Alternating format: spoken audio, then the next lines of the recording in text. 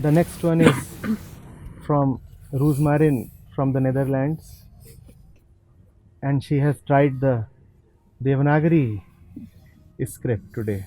Hmm? That's what I say. You love playing games. Hmm?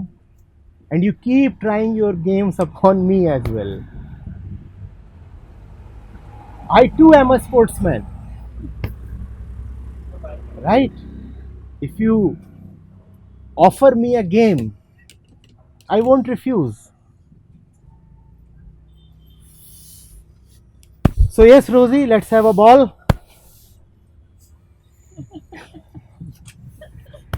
Acharya ji pranam. Rosie ji pranam. Freedom is compulsory. Of course. At a grace given moment, no thoughts come up in the mind any longer. I want to do or drop whatever it takes in order to not resist the process. Day by day, the pull to be in physical proximity with you and devote my life to you, the truth, grows stronger. Most of the thoughts that are in my mind are related to moving to India to be in your physical proximity. Only if it would be wanted for the sake of the mission at large will I stay there. But the thought of not coming to live close to you literally makes my heart contract. Maybe this message is not suited for the class, but it is the one thing I am serious about. If you don't stop me, I will come. Please tell me what is being wanted. Yours, Rosemary. Hmm.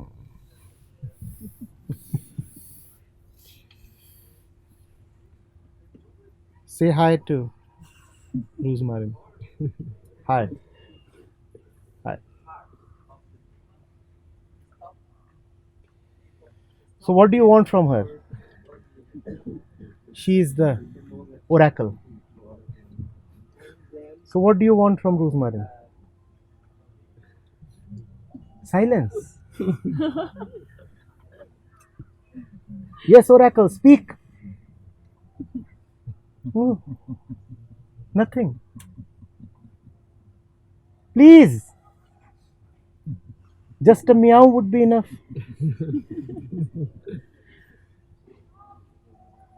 Say something, say something. How?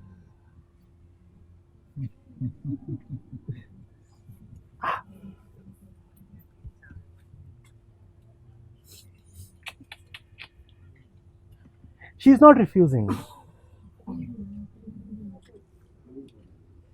She's not even saying that consent is needed. Huh? She wants to sleep.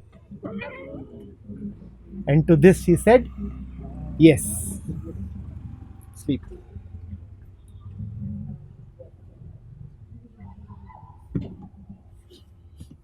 A few things you have said. You have said, at a grace given moment, no thoughts come up in the mind any longer. Hmm? When you were here in India,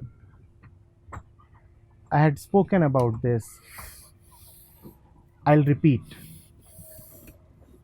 It is not at all necessary or advisable to target a state of no thoughts. To extend the metaphor of the last answer, will the sun ever be without its radiance, its rays? Will the ocean ever be without its waves? Will there ever be God sans godliness? Will there ever be the creator without the creation? Thoughts are like waves, and waves only give dance to the substance of the ocean. If the ocean itself has somehow become contaminated or spoiled or corrupted, then the waves too would have that corruption.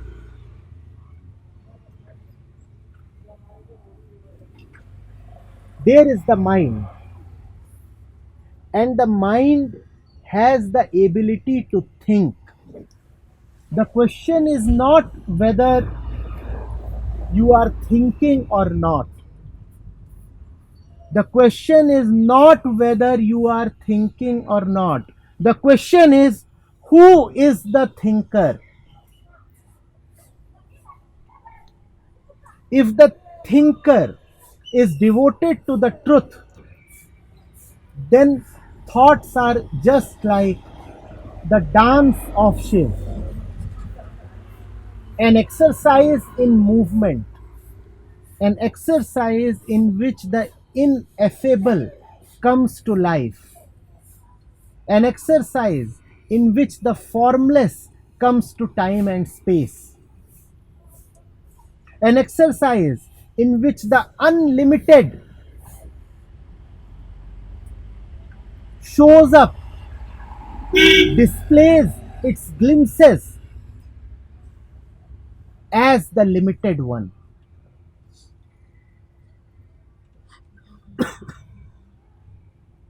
Are you getting it? Laleshwari, I recall one of her verses, puts it so very beautifully. She asks, who dances in the river of my thoughts? That's the question. Is the river of your thoughts pure enough to allure Shiv to dance in it? And Shiv will not dance in a stream impure. Where are your thoughts coming from? Are your thoughts coming from godliness and goodness and Shivaness? Keep thinking. It's just that you won't be able to think for too long. Just as Shiva does not keep dancing always. You will think as a kid plays, and then the kid goes to sleep. Thoughts too will go to sleep. Thoughts will have no obligation to indefinitely continue. Thought is sick when thought is circular, constrained, and continues indefinitely in its vicious circle.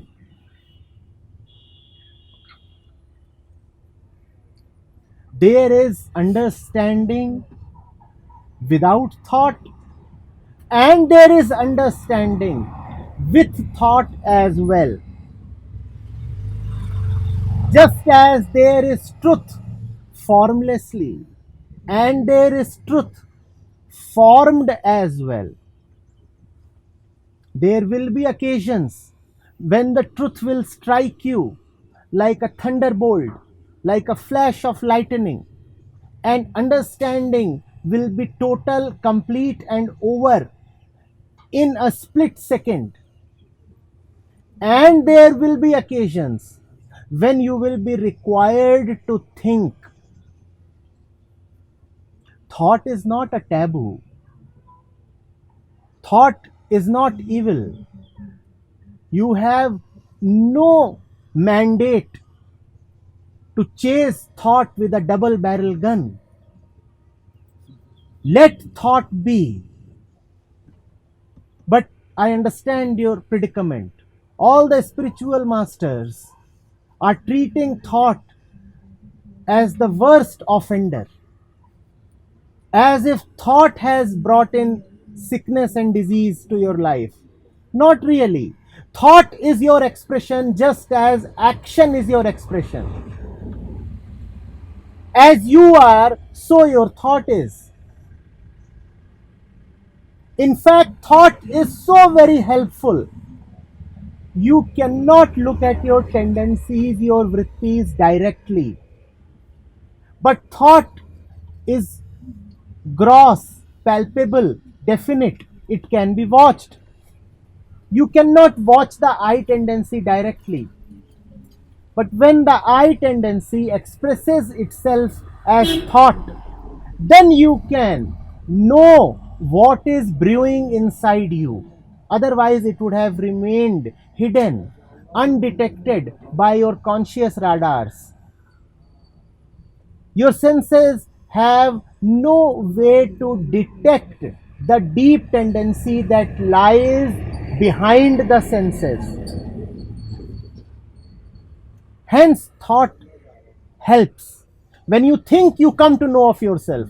Otherwise, you wouldn't have known. The thought of jealousy or the thought of fear arises.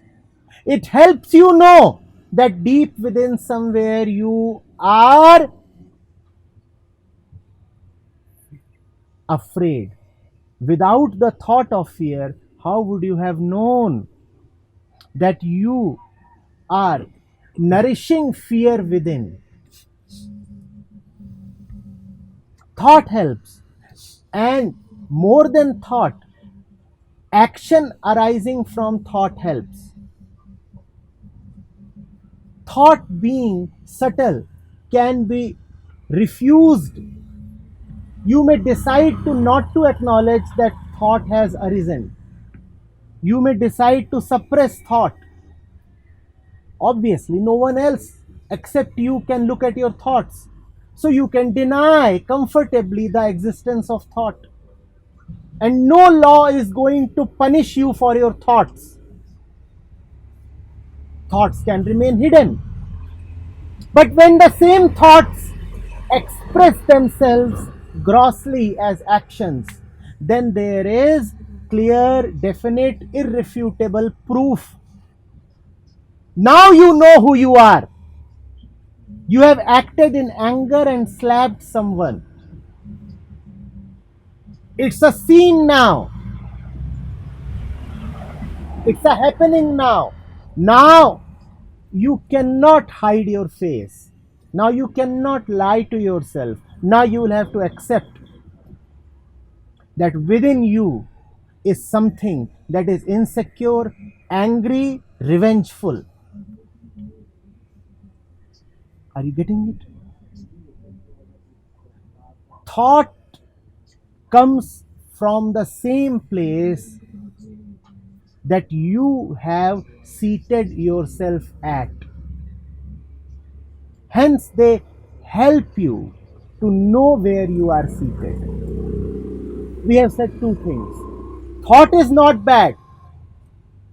Useful or useless is the place the thought is coming from. Who is the thinker? That is the question that must be asked. And how do you know who is the thinker? By looking at the thought. And if you can't look at the thought, then at least look at the actions. Yes, Rosemary? Now to the next part of your question.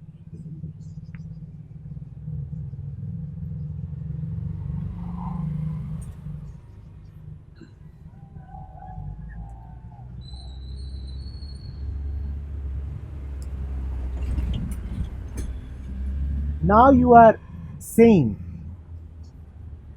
that you want to be in my physical proximity and you want to be in India again.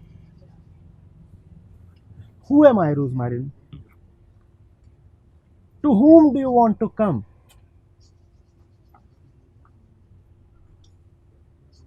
Who am I? Please. In your message itself, you have bracketed me with the absolute truth. Let's start from there. If that be true, then it is the truth that is the ultimate. Then it is the truth that is worthy of being served, right? You do not want to serve me, you want to serve the truth. You want to serve the truth just as I want to serve the truth, right? Hmm? So, what comes first? The service.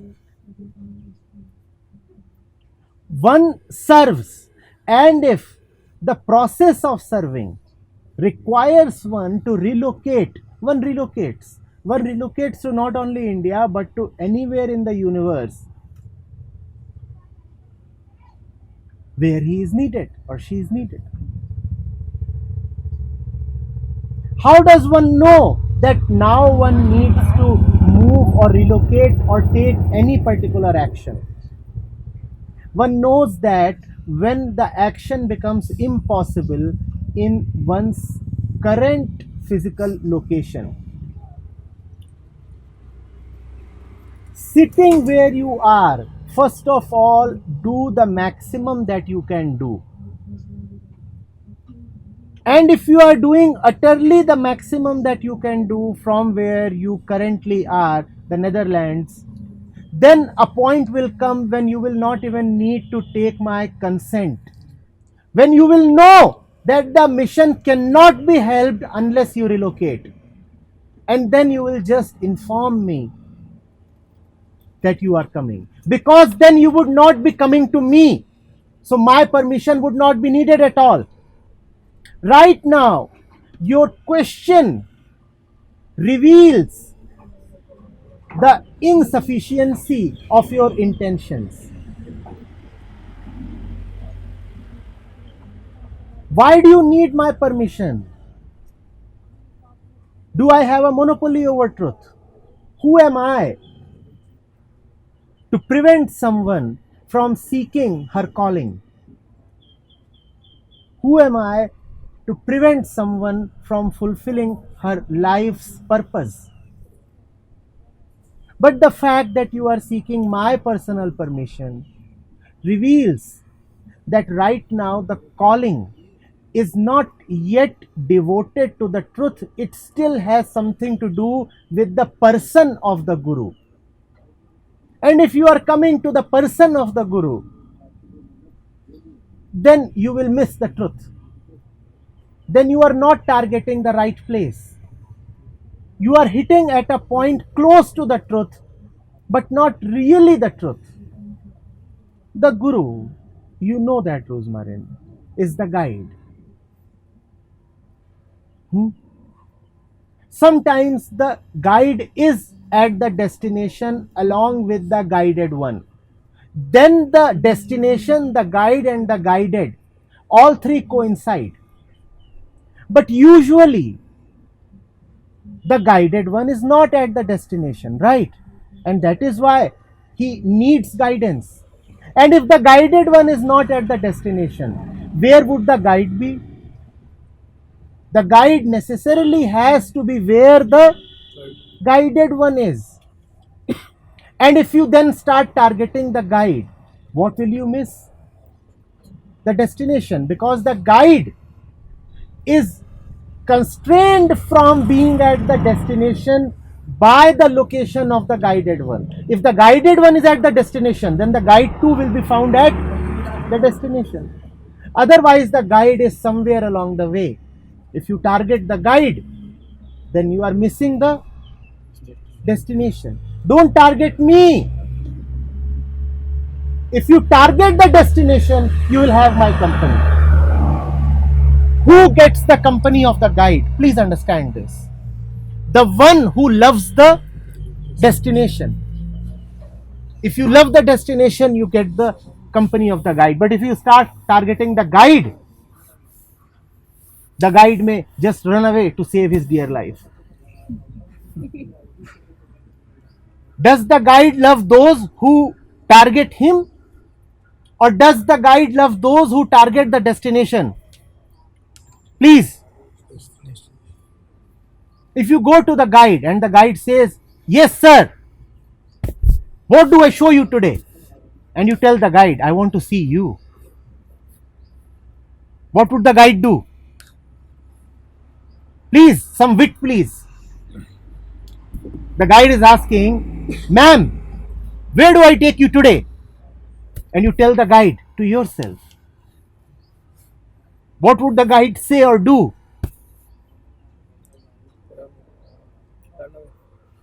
Ah, but that's bland.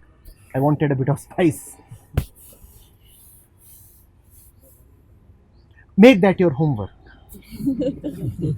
Make that your homework for this class. After this class, Roosmarin, I want you to give me a befitting reply. What would the guide do if you tell the guide that you want to come to him rather than the destination?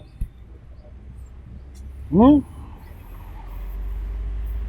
Target the destination, and those who love the destination do not wait for the guide.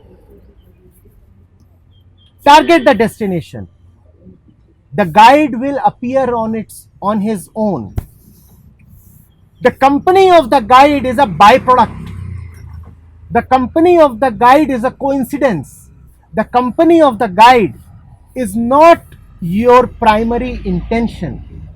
It must not be.